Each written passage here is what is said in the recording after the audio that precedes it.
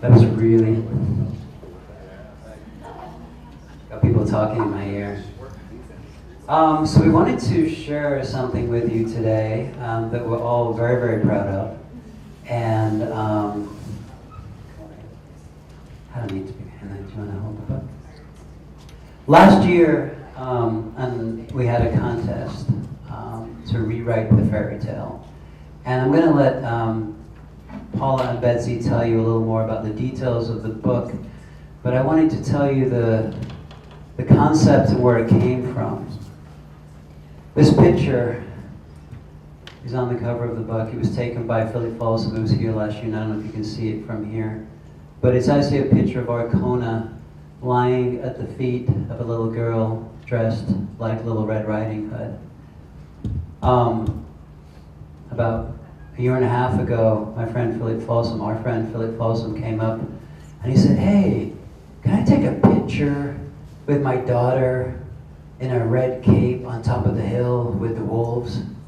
He said, "Do you think they'll eat the cape?" I said, "Probably." And he goes, "Can we try it anyway?" I was like, "Okay."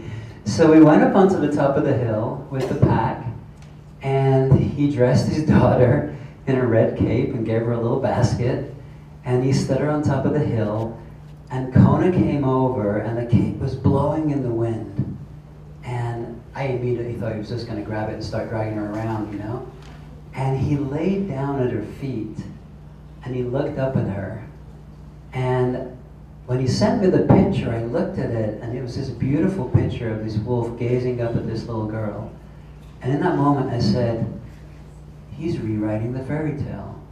He's literally rewriting the fairy tale right here.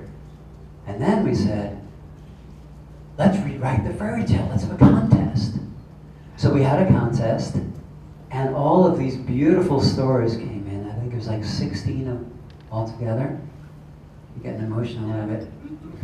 16 beautiful stories came in, and 2 of them ended up being the winners because we couldn't choose between the 2.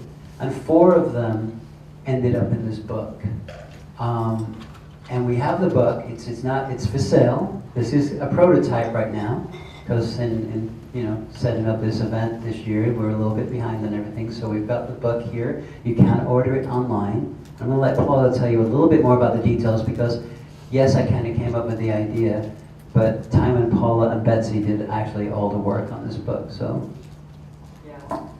So we were actually kind of floored that we received as many stories as we did from all over the country, from people who weren't authors, who were authors, who had experience, didn't have experience, and all different age ranges of authors as well.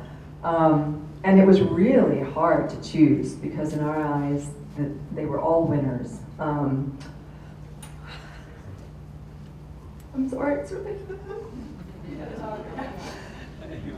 No, I just really moved by this whole project because these are the stories that are really damaging to these animals and that are teaching our children that these animals are evil and causing them to be exterminated at the rate that they're being exterminated. So this was such an important project for the 4 of us to take on, and reading the stories was just really hard in some cases. Some of the stories were just heartbreaking. Others made us laugh. And it was really hard to choose the stories that we thought should be presented in this book. We wanted stories that were really for everyone, not just children. And to be honest, most of the stories were not really geared towards children. They're geared more for an older audience, but still, our children today are very intelligent, mature in our society, and I think that these stories are all very important for them to hear. But we did choose the 4 that we thought, and then we had artists and incredible photographers contribute their beautiful artwork to accompany the stories. And so yes, we didn't have the time that we wanted. Timon worked hours and hours to throw it together, and did a magnificent job. It needs a little, we have a few more little things we want to add to it before it actually, goes into your hands. But if you are interested, I think this is such a beautiful way to start. we're thinking of tackling another horrible wolf story in the next year for our next edition. So hopefully we are all together rewriting the fairy tale. If anyone's interested, you can leave your name and email at the front desk at the registration, and as soon as it's available, we'll let you all know. Okay? Yes? I'm just curious whether you had any children as part of the jury. Well, unfortunately, the stories weren't really children focused, to be honest. The content we felt was a bit, a lot of the stories, the content wasn't for a younger audience. Oh, I thought you said jury. Jury. Yeah. Yeah, after reading the stories, we realized that it was, they weren't all, there's one in there that is specifically written for a younger audience, one or two that are meant for, all, actually, two that are written more for all age ranges, particularly teenagers through adults, and then one that is probably an adult story. You'll have to decide on your own. Read them first and then decide if they're appropriate for the children in your life or not. Gail was here, the winner of this. She's not here, she just walked out. Yeah, She was here a few walked minutes out. ago. Okay. Yeah. Ready to go? Yeah. So just a quick preview to this next section.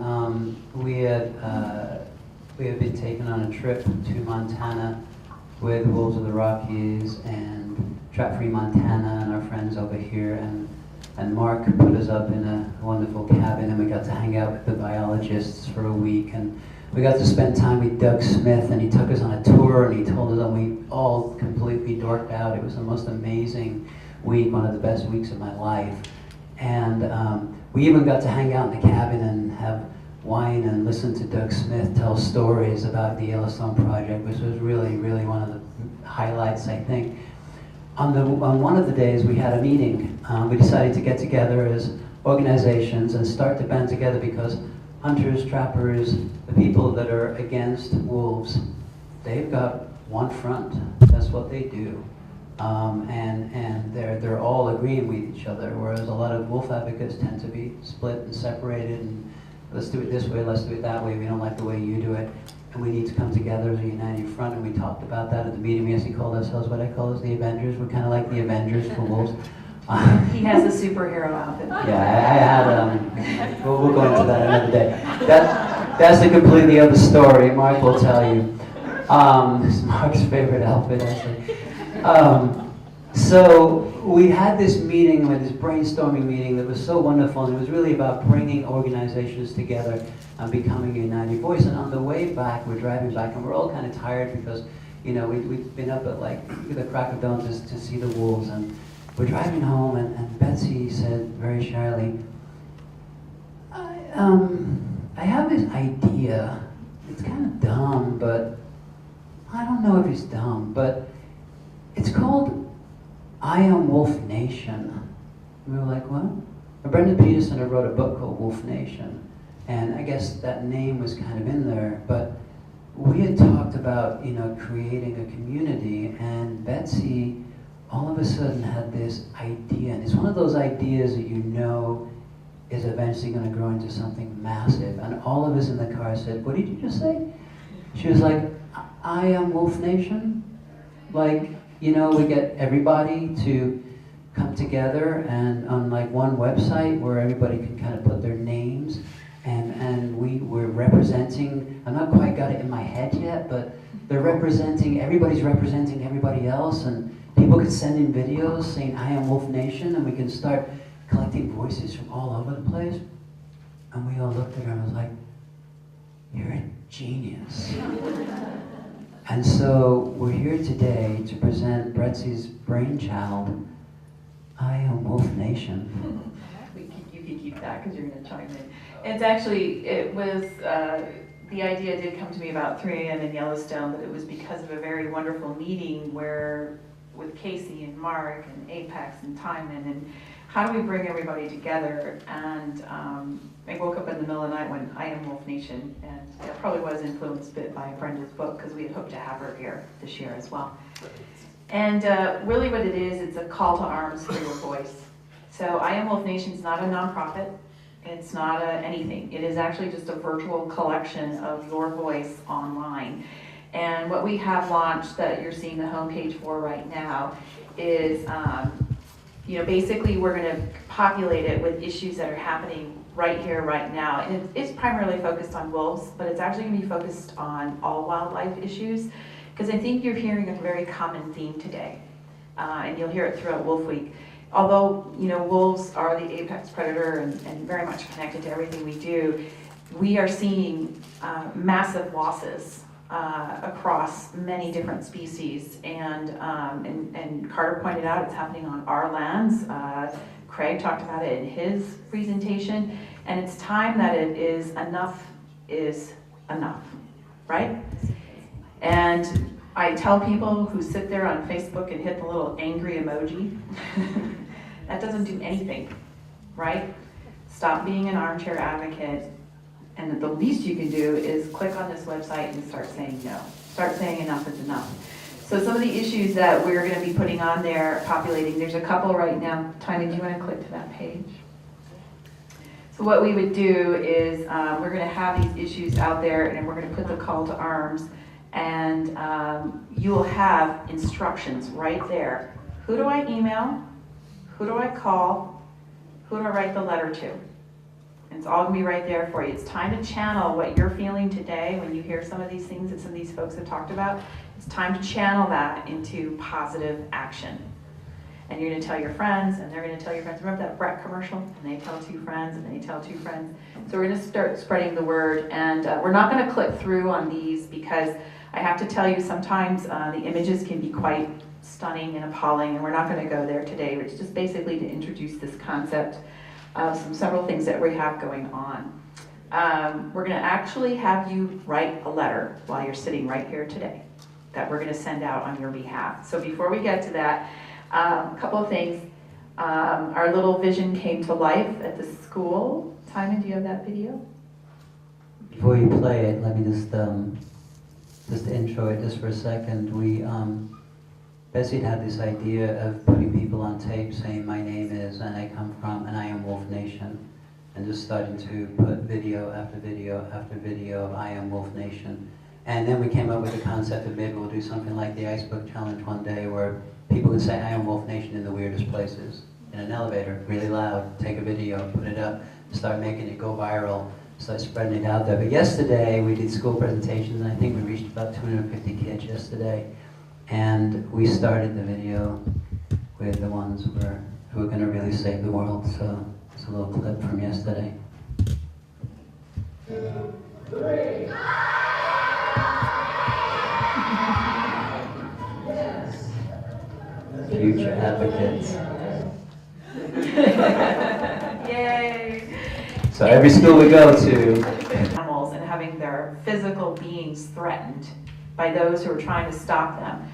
If we can't literally be by their side, we can with this, right? Because they can't ignore us forever. If hundreds and thousands and ideally millions of us say, we're done, this is no longer appropriate. We're not going to let the minority who love to trap, who love to take the AR-15 to the Denali wolves, who take joy in the brutal massacre of these animals any longer. We're not going to let that happen. We're not going to, and I don't know how long it's going to take. I'm an optimist. Everyone keeps telling me we won't see it in my lifetime. Let's prove them wrong. So that's what Wolf Nation's all about. Before we get to the letter writing exercise, I did want to bring to your attention just one quick thing, because Mark Cook gave me some very good advice on the phone. As hard as it is to talk about, exposing the underbelly of what goes on is very, very, very important. And one thing I wanted to bring up is killing derbies. I don't know how many of you are familiar with killing derbies, but this is where, it's usually coyotes, but it also applies to other predators, wolves, bobcats, where people are paid to go out and kill these animals. There's one coming up in Wyoming called the Predator Palooza. And what they do is they get children as young as 10, and they go out and they pay a fee to kill these animals, and there's prizes for killing the most, killing the youngest, killing the smallest, killing the largest. And they show these photos of 10-year-olds holding rifles with piles of dead bodies in front of them. And unfortunately, we have found out that some really, what you would think would be some organizations that would not support this type of thing, such as Wounded Warriors, American Legion, sponsor these events. I've even just found out today that Ace Hardware in some locations does.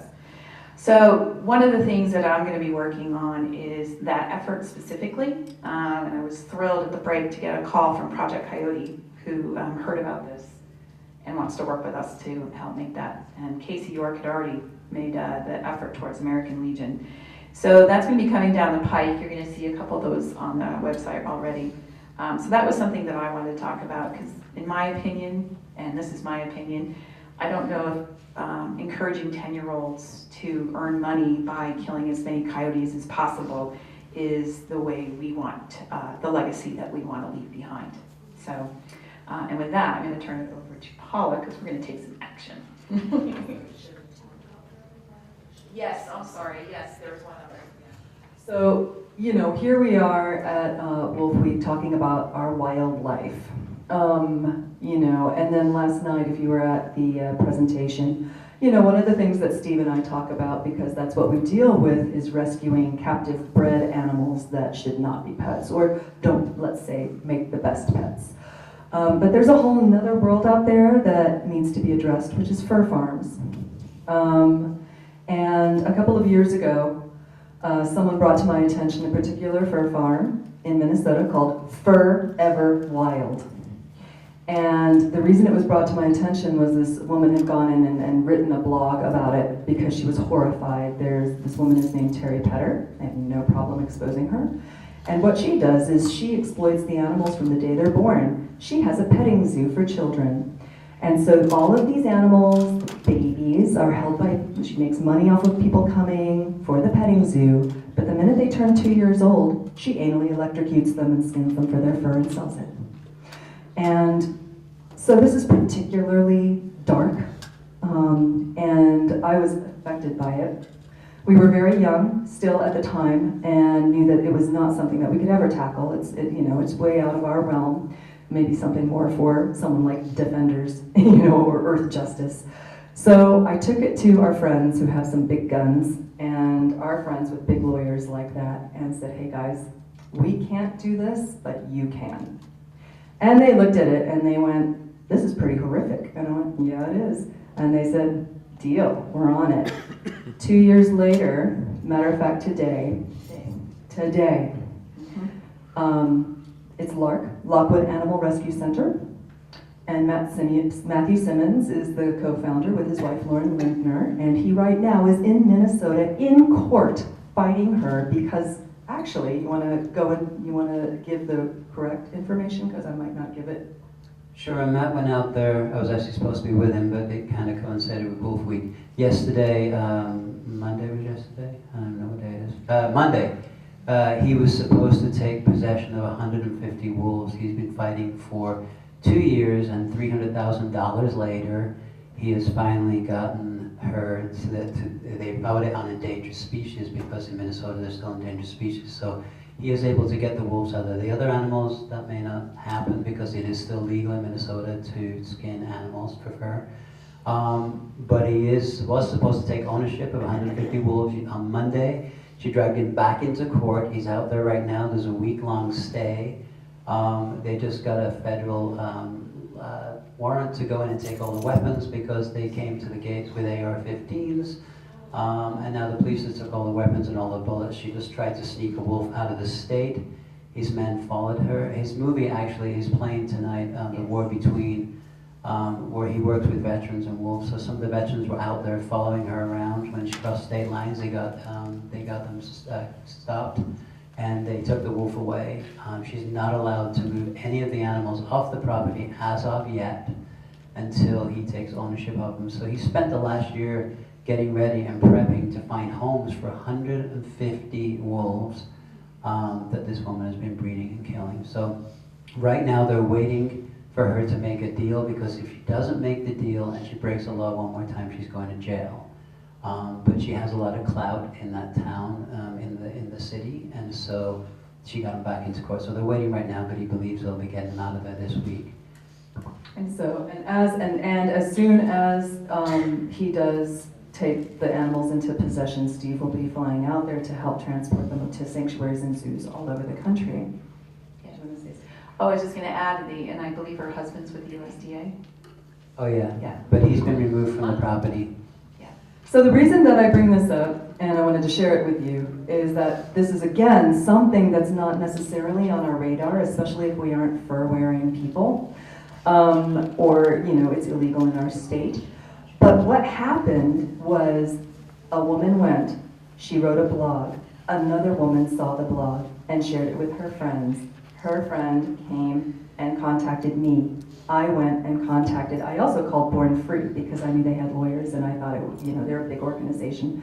So I reached out and I found the right people. Matt said yes. He reached out to, it's not Earth Justice, it's the other animal rights lawyers, who is escaping me right now. But anyway, so as you see, there's this trail, a collective voice being created, a group of people from all over coming together to shut this woman down.